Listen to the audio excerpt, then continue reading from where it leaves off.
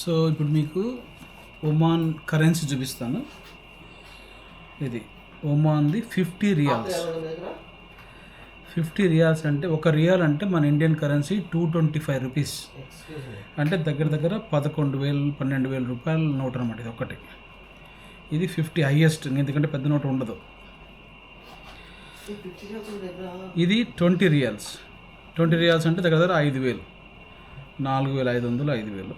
ఇది 20 రియాల్స్. ఇక్కడ king photo ఉంటుంది పెద్ద దాని మీద. పాత కింగ్ 49 ఇయర్స్ చేశాడు. ఇప్పుడు కొత్త కింగ్ వచ్చి 6 ఇయర్స్ అయింది.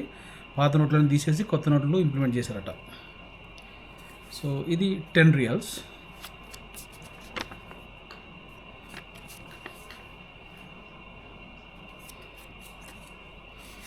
ఇది 5 రియాల్స్.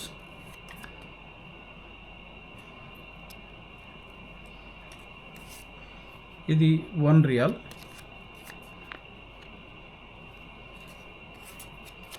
ఇది half riyal, ₹10, half riyal note ఇది. ఇది 100 పైసా, అంటే మన 10 పైసా అనుకోండి. హాఫ్ రియాల్లో 5వ భాగం 100 పైసా. ఇవి మన దగ్గర ఉన్న నోట్స్ మొత్తం.